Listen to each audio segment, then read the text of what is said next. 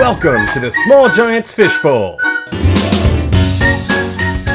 This topic is a strengths-based culture, boosting your people and your profits. A Gallup certified strengths coach and founder of Flourish LLC, as she introduces you to the productivity and profitability effects of building a strengths-based organization. Okay, here we go. Hello, everybody. Welcome. I hope that Hans and I were chatting a little bit earlier that Mother Nature seems to have maybe had one too many libations this spring. We are finally starting to calm down here in Dallas, so I hope that's the case for you, because whoa, been a spring. I'm really excited that you're here. Like she said, as we're going through the presentation, I have a couple of points in my slides where we'll stop and kind of breathe for a second, and you can ask some specific questions during those times. But if something comes up as I'm speaking, absolutely put your question in the chat. I'd love to answer them as we go through, just so that your question is answered during the moment of that specific subject. So feel free to ask away. And on that, we're going to go ahead and get started. So this webinar is about building a strengths-based culture in your organization, and kind of what all goes into that. So if that has to do with you understanding your strengths a little bit more, understanding the strengths of your employees a little bit more, and then how do you really make that a culture in your organization? So that's where we're going to go. Okay, so some specifics about today. I'm going to do a little personal introduction to give you some more idea of who I am and kind of what my background on strengths is. We're going to talk about why it's important to focus on strengths. And I know that sounds a little bit odd, but I have a couple of kind of thought processes to lead you through that actually really highlight how we tend to be weakness fixing focused instead of focused on our strengths. So I want to highlight that. I'm going to go into depth about the Clifton Strengths Assessment because I think that most people end up taking Clifton Strengths and getting their results and then kind of moving forward a little bit, but don't necessarily have a ton of background about how that assessment began and some of the data behind it. And I think that can be really helpful. And then we're going to talk the majority of the presentation about strengths-based management, because that's really the key factor in creating a strengths-based culture. It comes from the management. So that will cover perception of strengths, evaluative environments. So if you are in a position or individuals in your organization are in a position where you're evaluating employees, performance management, what does that look like? How can strengths be involved? Job roles and strengths. That's one of the biggest questions I get is, what's the right position for someone with achievers? So we're going to talk about that. And then the last is really some steps on incorporating strengths culture into the workplace. So after we've kind of talked about what that culture looks like as a whole, what are some specific small steps that you can start to take to do that? So just before I get started, I'm curious to know, and you can just kind of wave your hand a little bit, who has taken Clifton Strengths Finder and has their top 5 or their full 34 list? Either one, just kind of wave. Amsa, can you give me like what does it look like? Looks like maybe half the crowd. All right, awesome. Okay, good. That's good. That's really helpful. I have really kind of constructed the presentation from the perspective of not having taken Strengths Finder, but because around half of you maybe have, I'll put in some other specific examples to kind of help a little bit. So, okay. So we'll talk about me first. Just a blank screen. Pretty much it. Just kidding. All right. So prior to being a Strengths Finder coach, I was in university administration for about 11 years. Worked in Florida International University, Creighton University of Texas at Austin, and Middle Tennessee State, and loved my experience. And that's actually where I was introduced to Strengths Finders through higher education. Universities and colleges are typically big fans of strengths.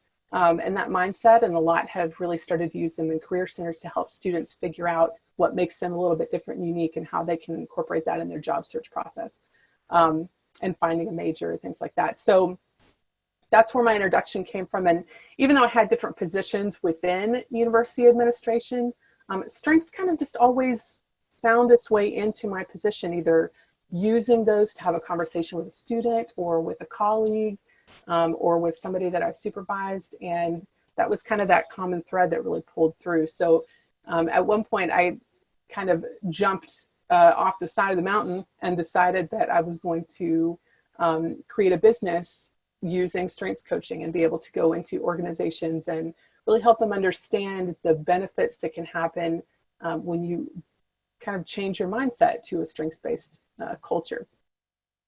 So Flourish LLC is my organization, and I think it's important to give you just an idea of kind of what I do, because as we go through this, that might help craft some of your questions. So executive and managerial coaching is a big part of my business, specifically though mid-level managers. You guys are my favorites. So if we have mid-level managers in here, I'm speaking to you because I think that is a level of management within kind of that journey, that scope, that a lot of mid-level managers end up kind of feeling like they're kind of left out to dry, right? So it's not super often that you enter a management position and be able to have a wealth of management training to kind of go with that role. So a lot of folks who are in that mid-level position are trying to find their way. They've managed for a little bit of time. Maybe they've emulated somebody else's style, and now they're trying to figure out their own. And so when I'm able to work with someone in that position and help you learn to bring strengths into that management style, then that's a real game changer. And then team development workshops, that's kind of my sweet spot. That's what I really, really, really love to do, is come into organizations and help really spark that strengths movement. So if that's through workshops and retreats, one-on-one coaching with employees, there's a variety of different ways, but that's kind of my favorite thing. So, all right. Okay, so why a strengths focus? I want you to think for a minute about maybe when you were in, we'll say, third grade. For some folks, that might be a bit of a stretch back, but that's okay. Everyone's muted, so no one has to know. So I want you to think back to that time period, and let's say you got your report card that you needed to take home to your parents or grandparents or guardian, and on that report card you had, we'll say, an A in math, a B in science, a B in history, and a C- in English. Okay, so you're going home and you're thinking about giving this report card to your parents or your grandparents, your guardian. What, after they read that report card, what do you think the first thing that they're going to point out on the report card is going to be? English, right? Absolutely. That C-, that, okay, look at C-, what happened in English? I don't know if anybody got that like comment. What happened in, right? We as a culture really in America, but Gallup's data spans way past America and goes worldwide. We tend to take our immediate focus into an area of weakness, a deficit for ourselves, right? Okay, I have a C- in English. Like, how can I build that back up? I'm obviously struggling in there. I need to work on that more. But we don't really take time to notice that A in math, right? That was a natural area of strength for you in that report card, per se. Definitely not mine. But you look at that, instead of, parents or guardians saying, we probably need to spend some time in English, right? Because the C- in English is going to cause some problems maybe later on in getting into college or, something specific. But an A in math, what kind of new opportunities can we give you to really use that natural strength, right? How can we apply something that's already really natural for you, because that's where the most growth is going to come from. So I have a baseball pitcher up here because I think one of the best images that I've come up with that will really help folks understand and grasp the idea of why it's important to focus on our strengths is, if you think of a pitcher, we'll say major league pitcher, okay? So a major league pitcher needs to know how to throw several different kinds of pitches, right? Fastball, curveball, okay? If he throws a curveball, and it's okay, it's not great, but his fastball cannot be beaten, right? It's awesome. He can spend some time doing the curveball and working on it, because a major league pitcher needs to know how to do that, right? And have that in his back pocket. But the curveball isn't going to win the game. The fastball is going to win the game, right? So that natural strength, putting more effort and energy into that, is really what's going to end up taking him way into productivity, way into what's going to work best and actually win those games.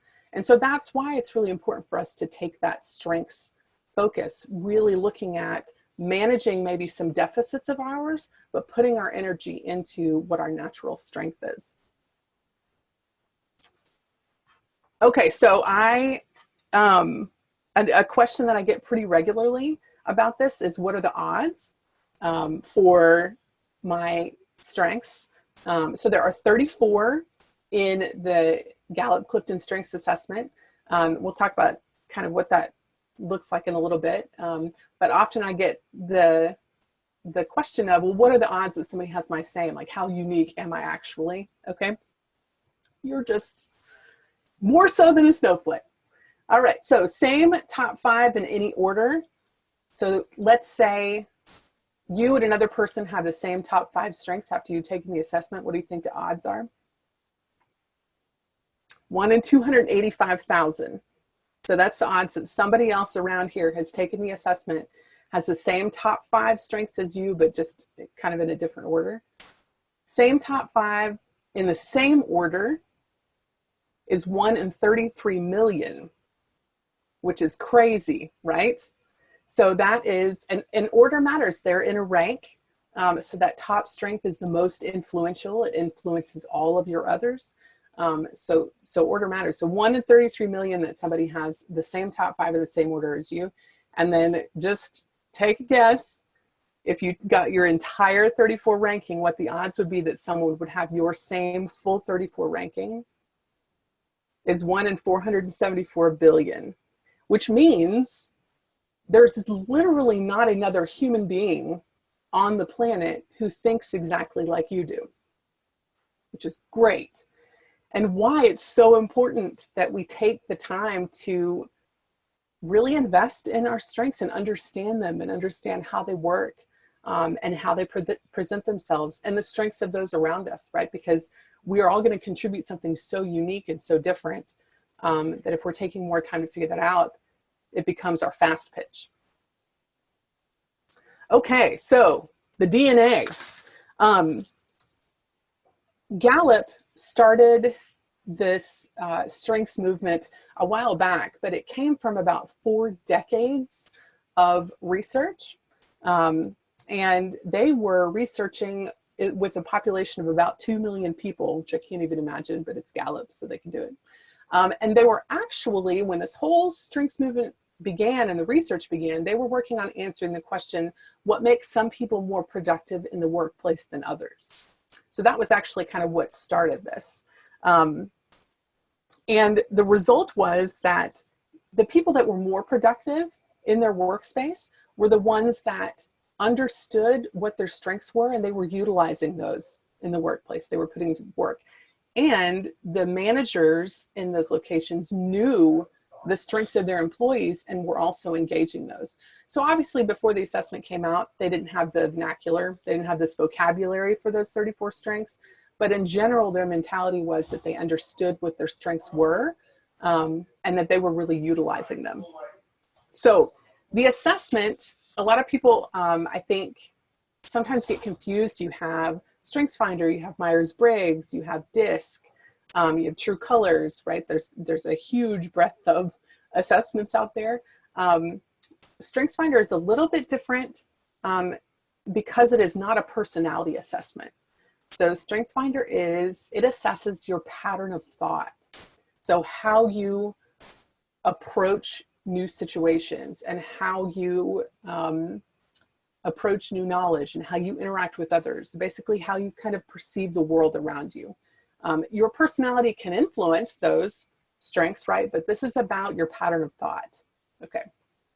So we'll kind of come back and mention that quite a bit in the presentation, because I want you to be thinking about strengths as how you think and not necessarily what your actual personality is. Okay, so those of you who have taken the assessment, the screen might look familiar. Those of you who have not, this is an example of what the output would be.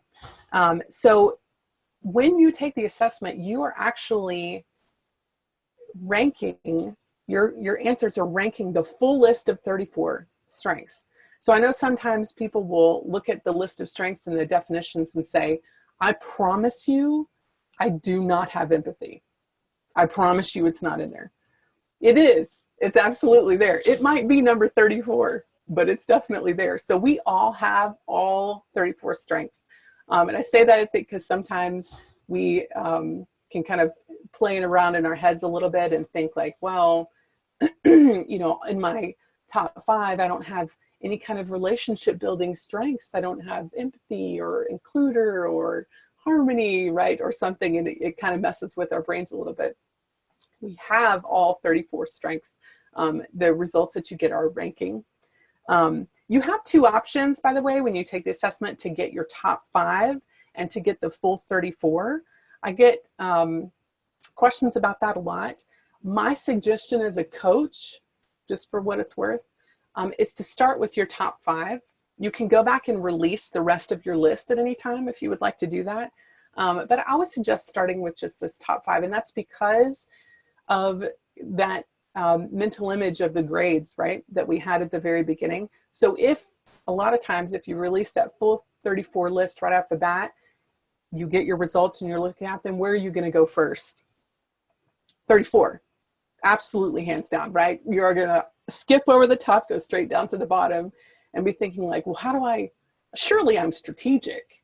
I mean, I have to have, right? And you start kind of trying to do that weakness fixing, that deficit fixing, instead of looking at those top 5 first. So I think it's really helpful for most people to really just take the top 5 at first and focus on those, learn about them, understand what they look like in how you interact with others. And when you really can claim those top strengths and see them as your own, then release the full 34 list. And that'll really help you to kind of process the rest of your results. Okay, the same old thinking gives you the same old results. This is actually a good thing in the strengths world. Thomas and I were talking at the beginning about probably the most frequent question that I receive about strengths is, are my strengths going to change if I take the assessment again, right? So for most people, your top 9, 10, 11, 12 strengths, somewhere between that 9, 10, 11, those top typically will not change.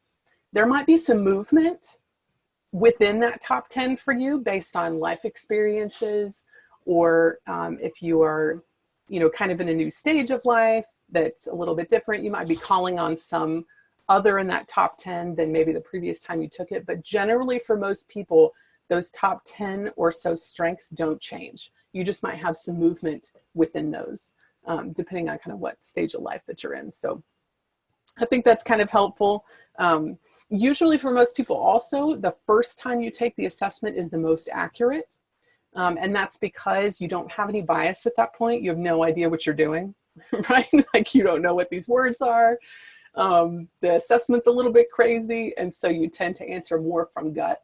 Whereas if you know your top 5, or maybe you've done a little bit of strengths development, when you take it again, you naturally start to read into questions.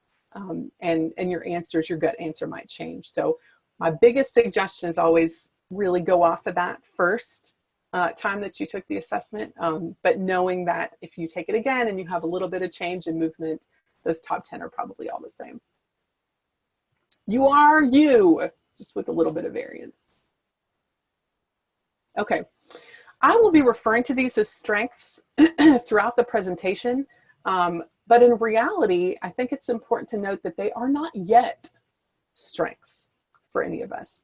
These are themes, they're talents, they're general ways in which we think and process, but we have not built them into talents. They're more in a raw state when you first take the assessment. So much like this kind of small plant and tree that you see on there, when we first take our strengths, we're in that raw zone, right? So if you walked into Lifetime Fitness and signed a contract, you don't walk out the door completely toned. It would be really nice if that were the case, but that's not the case, and also not the case with strengths. Okay, so you build muscle tone over time by investing in that and learning about how to do that correctly and taking the time.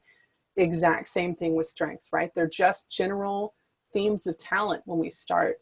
But when we start to learn what their tendencies are and what really great environments and situations to put our strengths in so that they start to mature, then that's when they really do become strengths.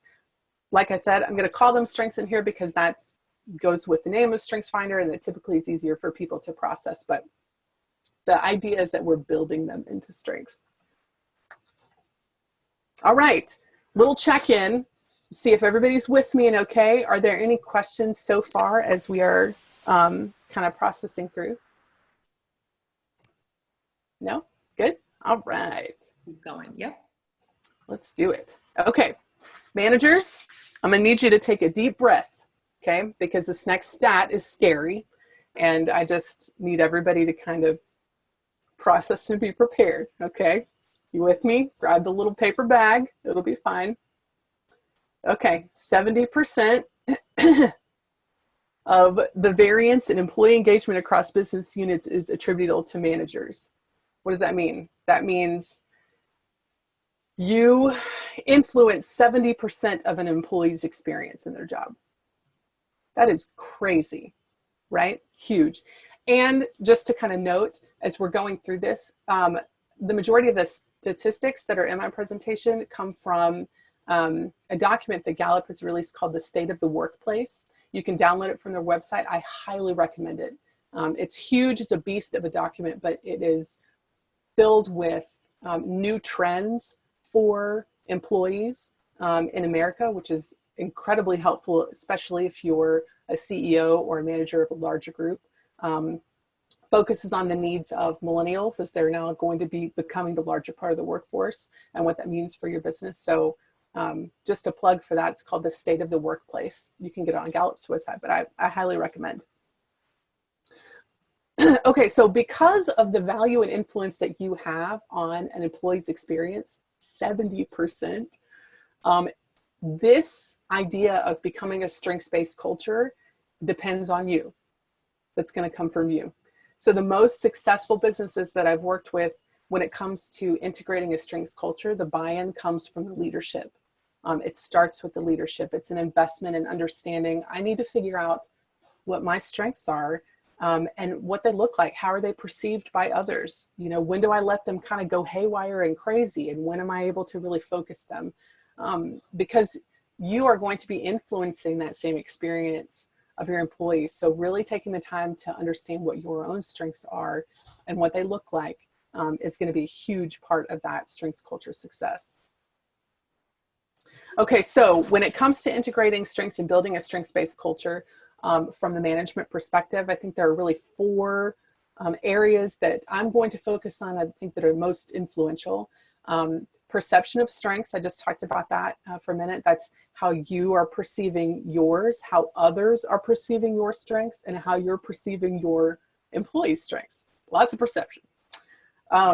Evaluative environments, I think there is a really great way to include strengths in your evaluation process with your employees. So if that comes to looking at their job skills, if that comes to what their specific role is and how their strengths fit into that role, even evaluations that are a little more developmental, right? So they're not everything's positive in that evaluation. How can you incorporate strengths in a positive way into that kind of conversation? I think that's huge.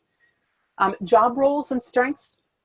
Another huge question that I get all the time that I referenced before is, what if my strengths are horrible for my job?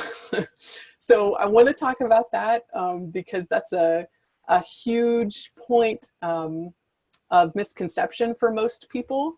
And so we're definitely going to spend some time on that. And then the last is strengths integration in the workplace. So I have some specific things that I think are really helpful for really bringing in strengths to the workplace little bit by bit. So some larger initiatives, even down to really small things that you could do today if you wanted to. Okay, so the perception of strengths, balconies, and basements. That's kind of where we're going to start. Okay, so like I talked about before, we have all of our strengths are kind of on this continuum of being raw and mature, right? And there could be some ebb and flow, but when we're first learning about our strengths, they're definitely in that raw state. And I want to kind of give an example of what that looks like. So this match here, I think, is a really good representation of the strength activator. And if you have taken that, taken the assessment activators in your top 5, whoop, whoop. I'm a huge fan of that. Well, I love them all actually, but anyway, I want to talk about activator and give you an example of kind of what a mature state of that strength would be and what a raw state of that strength would be. So raw would be an activator kind of ready, fire, aim. Okay, so they really are great at sparking new initiatives and acting immediately and jumping into something and deciding that they're going to learn along the way.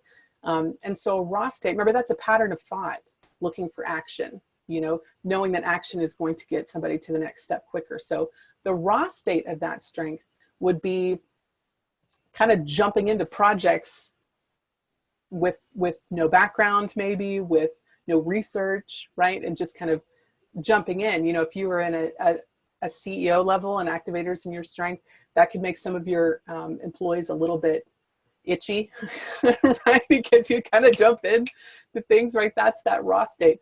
A mature state of activator would be knowing and understanding that that's where your tendency goes and looking for specific locations that need some action, right? If there's a committee that's just sort of been brainstorming for 5 months and no action is coming from it, that's a great place to use that activator strength to really get them to start making some action items, to really start acting on things that they've been brainstorming on. So that would be a mature example of that strength, knowing that you have the ability to see ways that you can act and move forward in something and putting yourself in situations correctly that allow you to do that. So, okay, so strengths perceptions in the workplace. So our perceptions are built on those raw and mature states of strengths, right? A strength by itself is not, it's neutral. There's not a bad side to a strength or a good side. There's not a strength that is bad and one that's good. They're all neutral, but it's what level we are in our development of that strength, whether we're in that raw or mature level. That's kind of where those perceptions generally come from for ourselves and for others. So how do you kind of work on those perceptions in the workplace? Identifying your balconies and basements. Okay, so raw and mature, you could also look at that as being balconies for strengths and basements for strengths. Okay, the view is always the best from the balcony, right? So we always want to be working towards putting our strengths in positions that are allowing them to really grow and be useful and help our colleagues and those that we supervise to be in really powerful and progressive environments. Basements would be hindering that, right? That would be like that activator, just kind of, oh, that sounds like fun, let's go do that, right? And not really thinking about how something is going to affect the business if you decide to jump into that new initiative. So first thing that I think is really helpful is yourself as an employee or a manager or CEO, or if you're an employee and don't have a management position, is to look at what the balconies and basements are of your own specific strengths. What do they look like, right? How are others perceiving those in you? Revealing our own biases. I will tell you, there are some strengths, now that I have been coaching for a while, I can certainly coach someone through the strength strategic. I can help them understand that strength better. I can help them find new ways to integrate that into their specific position. But I don't, deep down in the depths of my head, understand it. I just do not. Strategic is my number 34 way down at the bottom. I am the last person to figure out the plot of a movie. Like, it just doesn't, I'm not there. In fact, I still don't understand the Matrix, just so that, you know, if we're all being honest.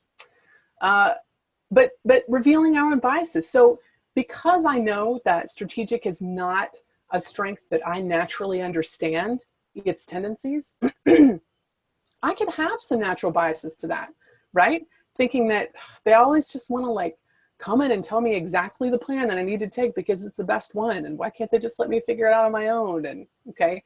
So if you are in a work environment where you're starting to kind of butt heads with some folks, and you're looking at those strengths, really be honest about what your own strengths biases are. So which strengths do you really not understand, and encouraging employees to do the same.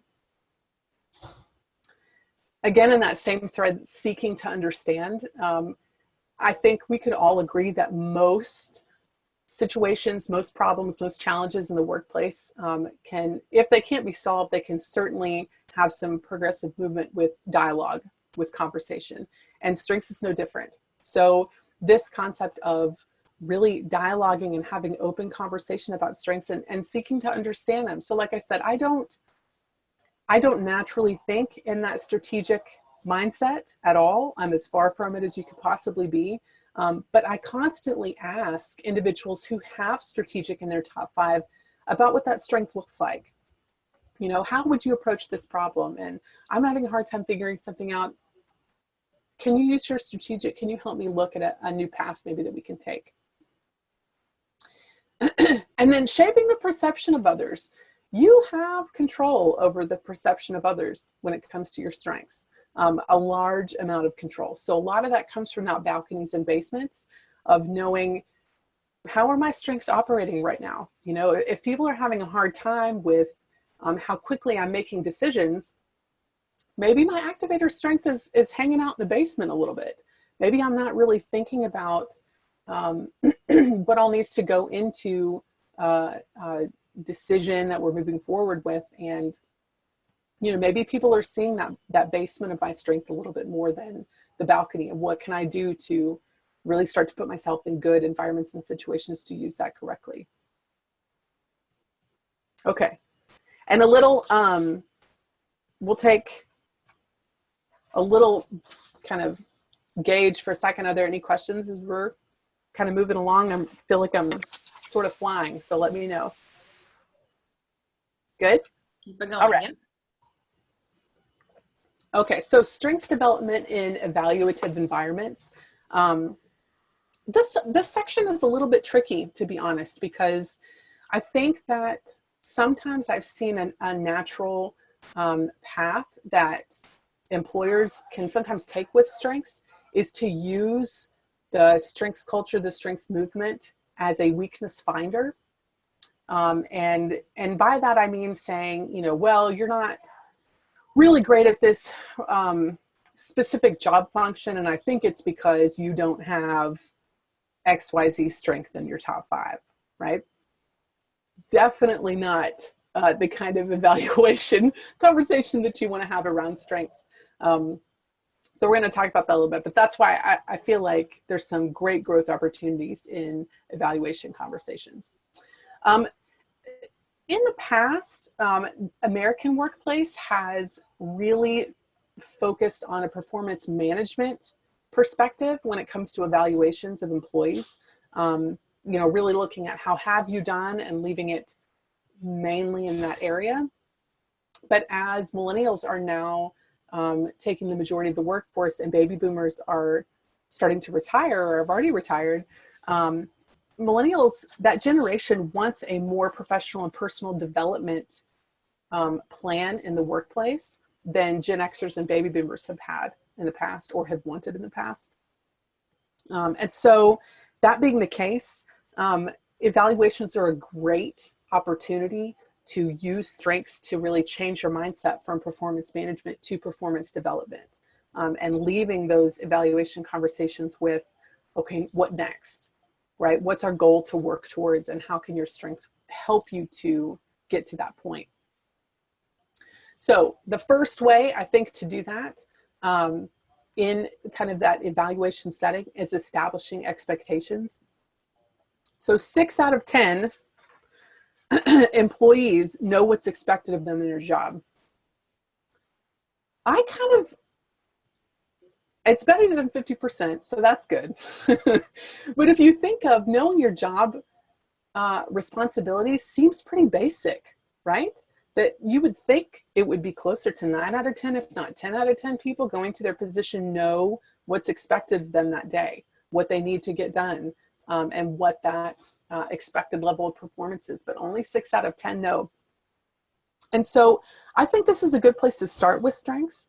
And in that, the next time that you're having one-on-one conversations with employees, take time to go through the job expectations and help them look at their top 5 strengths and figure out how those different strengths can help them achieve success in their different job functions.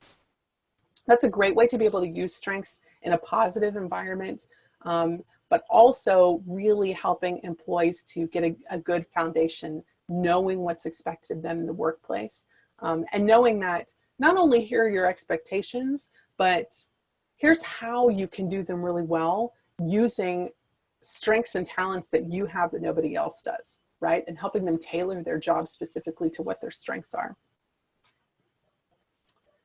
The second way, I think, in evaluation conversations to really use strengths and promote that performance development is continually coaching.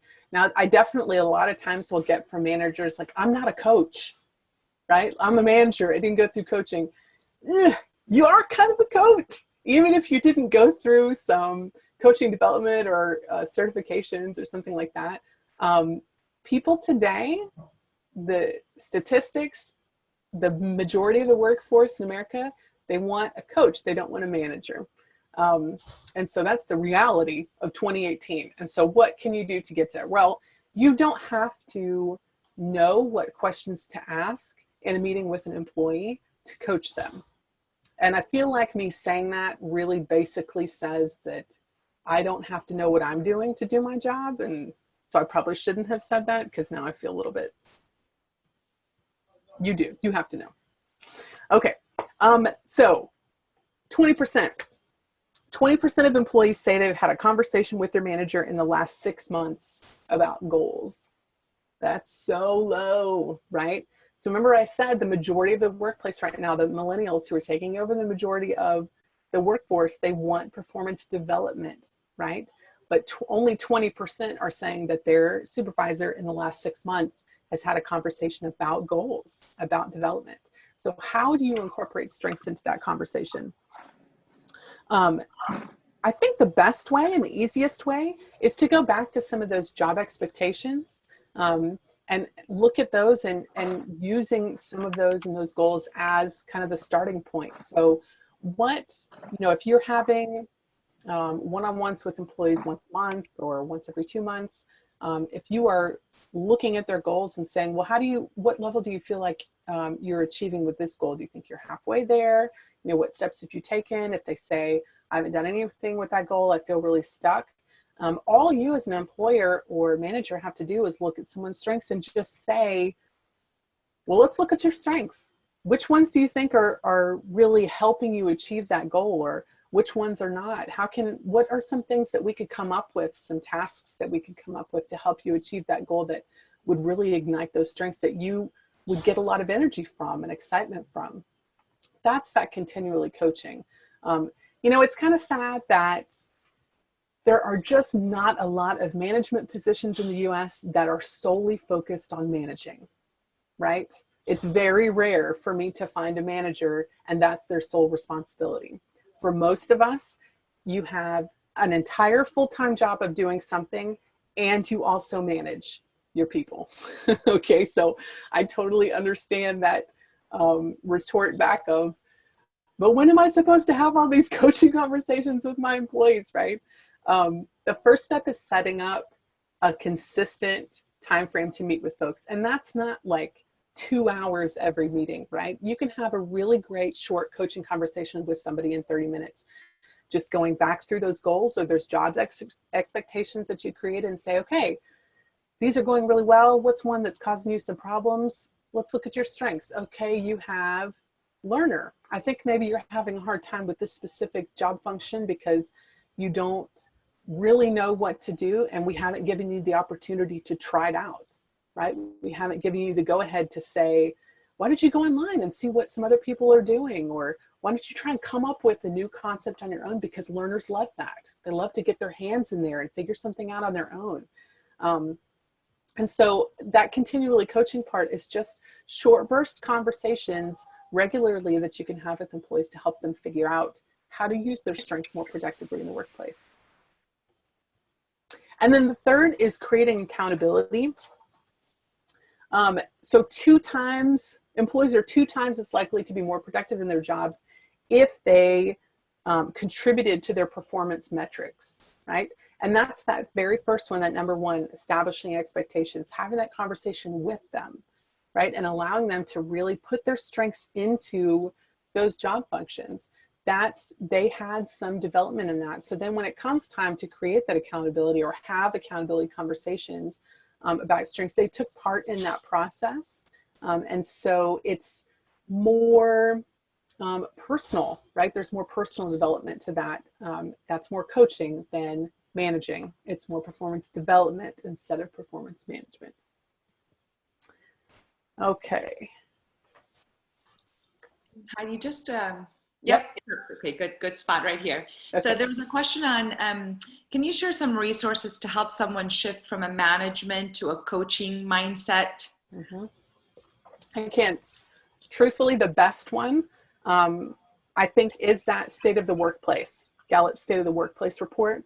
And I say that because, it has data in it, obviously, but I think that the data that they have gathered about the current state of the workplace will help you understand the basic needs of employees right now, and how simple that coaching conversation can really happen.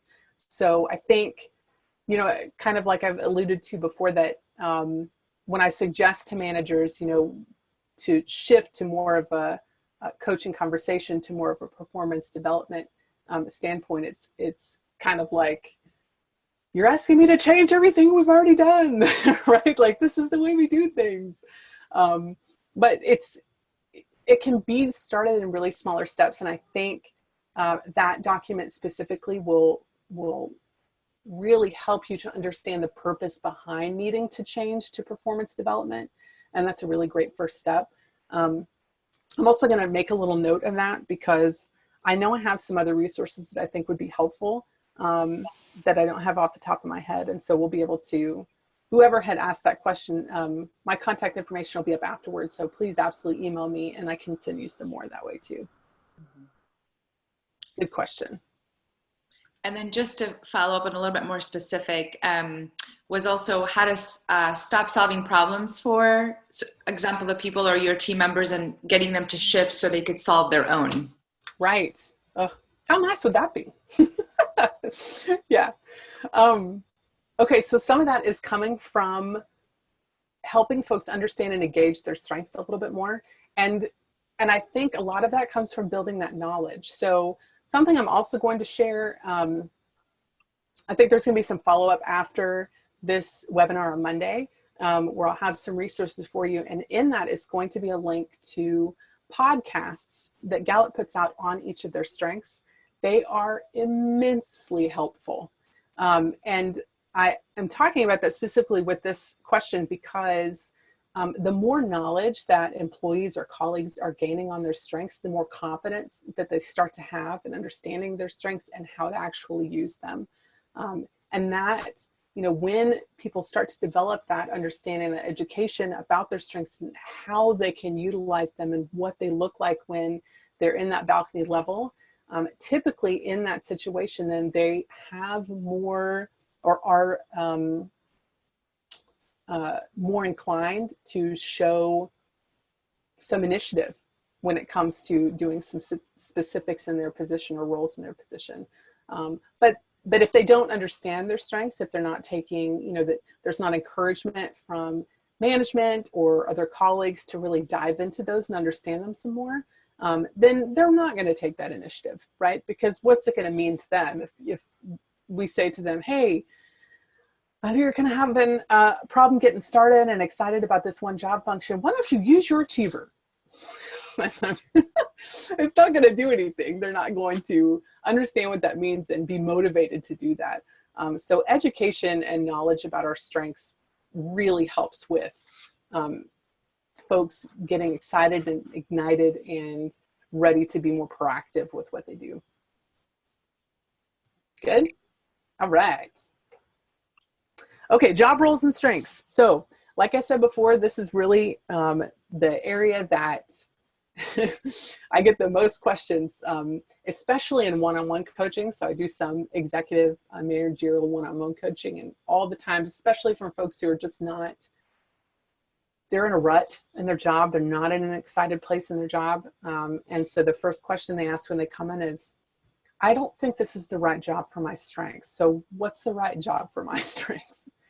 And the answer is, everybody say it with me now, there is no right role for a strength. I'm going to say it one more time, mainly because I just really enjoy the text coming up as I speak, because I feel really powerful that way. So there is no right role for a strength. There is not. There is not a perfect strengths combination for a nurse. There's not a perfect strengths combination for a male person. There's not a perfect job for someone whose strengths are all in the relationship building category. There's just not. So our strengths are the how, they're not the what. And if you are taking notes, if you're a note-taking person, that is worth writing down, okay, to remember and commit to memory. Strengths are the how, they're not the what, okay? So your strengths will dictate and indicate how you are going to do a specific job, but not what job you're supposed to actually have. So I'll give you an example. These two strengths, so context and learner. Let's say, for example, you have an employee, or you yourself are responsible for coming up with a log that tracks customer interaction. Okay, so that's what you're being charged with. You need to create this log, right? A context, someone who has context in their top 5, that strength is about looking behind and seeing how things were done in the past, the history behind something. They're really energized by understanding what happened. So a context is probably, in that instance, going to research past processes for a foundation, right? They're going to ask questions to their employer like, well, have we created these logs before? If we did, where are they? What do they look like? Who did them? Okay, so they're asking questions in that context form, because in order for them to feel really confident and comfortable moving forward, they're going to rely on that strength to build a knowledge base of what has been done in the past. A learner probably isn't going to do that. Learners are about excitement for gaining new skills, but really hands-on, right? So they're not as energized by attending a webinar. Sorry, learners. Although you're really excited, I'm sure, gathering new information. But more excited about actually trying things out on their own, getting in there and figuring things out with their hands. Okay, so a learner is probably going to look up different example processes and then try it out, right? Just open Excel, check out a couple things on YouTube, and then start figuring out, well, let's try this one and see it, right? They get more excitement, they get more confidence in what they're doing based on actually getting into it and starting it. So that's kind of the mentality I want you to really take away from this personally as an employer or a manager, but also thinking about how others, how your employees, how your colleagues, those that you work with, that's the mentality. It's not someone being right or wrong for a specific job. It's how they do it. Their strengths dictate how they see their roles and the actions that they take because of their strengths. So now, that being said, I do think it's important to note that there can be some job responsibilities that you want to look for with different strengths if you happen to be doing a job search. So for example, if you are a woo, any woos in the house? woos always like to absolutely yes. I'm a woo. So woo is actually an acronym. It stands for winning others over. And they love to be around other people. They can very easily engage in conversations with people that they don't know, and get energized by that and learning something new and making a connection with someone else. So if woo is in your top 5, if you were looking at a job description and in that job description it says you will have little to no contact with other people for 90% of this position, that one's probably not for you. Okay, so you can see where the job itself doesn't, you shouldn't look at a specific job just based on your strengths, but look at tendencies in those job description pieces as a whole. So knowing that, you know, you have woo and maybe another relationship building strength, those mean that you need to be around other people. That's part of your pattern, your thought process. You know, how you learn, how you move forward is through others. And so if you're in a job that doesn't give you any access to anybody, that might be a little bit rough for those strengths. Okay, and then incorporating strengths into the workplace. So this is the last section, and really where the majority of the kind of fun in starting a strengths organization comes from. I think there are 3 kind of bigger areas where you can begin incorporating strengths into the workplace. Like I said before, the best and most successful organizations that have become strengths-based cultures, it began with the leadership. And by that, I mean, not a rollout of strengths to the whole organization at one time, but first focusing on the leadership group. That leadership group takes the assessment. They do a retreat or workshop or a couple of development sessions together and really start to understand their own strengths and how, as a leadership group, their strengths work together and lead the organization. So that way, when strengths rolls out to the rest of the employees, they can act not necessarily as, you know, a full coach, but they can help to mentor their employees through that process, and show excitement and initiative for becoming strengths-based and recognizing the unique opportunities and mindsets that your employees are bringing. So starting with leadership is key, I think, in my coaching opinion. Okay, so the first way in incorporating, and my suggestion is a strengths kickoff event. And that can look really different for a lot of different organizations. It just kind of depends on what's the right fit for you. So I have worked with organizations that have had the flexibility of doing like a full day or 2 days of a retreat and kind of temporarily halting business for a minute to really dive deep with strengths right off the bat. Some organizations can just get 2 hours free, right? Or just 4 hours free. It kind of depends on time of year, what, you know, your division has going on. But that's the best way to get everybody on board immediately, and really starting the spark of a strengths-based culture is a kickoff event of some kind. The next way that I think you can start to build your strengths-based culture is through daily and weekly reminders of strengths. So on the right, you'll see this is something that I provide clients to be able to use, you know, however they want to. Kind of blocked off their last name there. That's why that very awkward black rectangle is in there. But really putting out there visually for employees what their personal strengths are so that they can start to memorize them and look at them and, you know, invest in them, but also those of their colleagues and making it really present for everyone. So sometimes that's in email signatures. You'll see that people will start to put their strengths in their email signature when they send that out. I have worked with organizations who have sent like a weekly email to everybody on Monday morning, highlighting a specific strength that week. Hey, this week, we're all going to commit to learning a little bit more about adaptability, right? And here are the employees that have adaptability in their top 5 in our organization. Maybe spend some time asking them some questions this week about what that strength feels like and what it looks like. Here's a podcast for adaptability.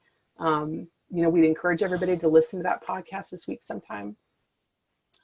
So those kind of weekly blasts I've seen work really well, especially going through, really focusing on one strength a week, and building your understanding and being able to focus on something specifically tends to also help employees remember the strengths of their colleagues as well. Knowing that this week we're focusing on adaptability, and Bob and John and Mark all have that strength. It kind of commits it to memory a little bit. A shout out program I've also seen where employees have kind of had a wall or an area where they can go and put a strength shout out for another colleague. That's been really neat too. So, hey, I saw Haley today. She used her harmony this way and it was awesome. And I really saw it make a big difference for us and bringing two other individuals to a consensus. And it was great. So that's validation for the employee with that strength, because they're able to really see that they're starting to use it in that mature way, but also helps others to start to learn how to recognize strengths. And when that happens, when employees are starting to be able to recognize what strengths look like, that's when strengths-based culture is really beginning to take place. Because in that moment, when like me, for example, if I know a ranger is another one that's really low for me, it's very difficult for me to figure out the best process of ways that is more productive to get things done. So if I do this first, then this will come easy. Then I can do this one next. And right, my to-do list is just haywire crazy. So if I go to somebody with a ranger, my sister, for example, is a ranger and can say, hey, I need to get all of this done. I don't know the best way to do that. But I know she has a ranger, then that's a really great way for her to be able to use that strength, and me to lean on somebody else's top 5 when I know that that's a deficit for me. And then visually apparent.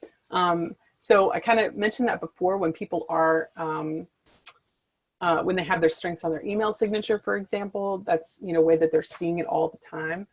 These pictures are from a current client of mine, and I just love it. I think it was great. They took an entire wall in their business and put every employee's strengths up on the wall. It was a location in the building that most of them walk through or by pretty regularly. And I thought it was great. It was visual. People see it all the time. It was a really great way for people to commit other strengths to memory. And then just recognizing what makes that organization unique. So what makes things a little bit different for them. So I thought that was a really great way. Okay. So kind of one thing before I open it up for more questions that I want to leave with, that I didn't really talk about in the majority of this presentation, but it's kind of a big concept. Another one to write down, I think, but definitely one to mull over a little bit. And that is, when I talked about how we all have those all 34 strengths, right? They're ranked. Okay. So those ones at the very bottom, 30, 31, 32, they're really low, right? They're not in the strength category for sure.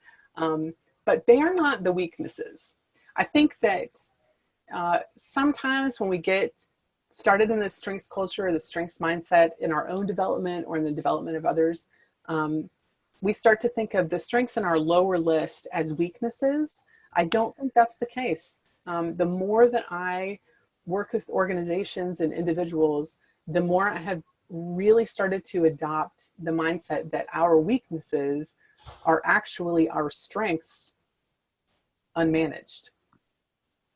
I'll say it one more time and kind of explain. I think our weaknesses are our strengths unmanaged. They typically happen to be those top 5. So if you are having trouble with a specific job function, or you're having trouble relating to another person, or you're having trouble really kind of moving forward with a project, I don't think it's because you are lacking necessarily in strengths that are really low on your list.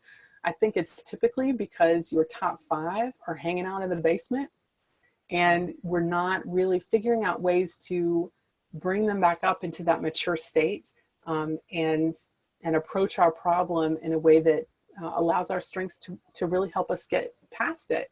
And so I think that's important to mull over and think about, when you know maybe some weakness areas for you, per se. Look at your top 5, look at your strengths and how you can apply that to those areas that tend to be a little weak for you, and see if they can kind of help push you past that. So. Okay, well that's it for this one.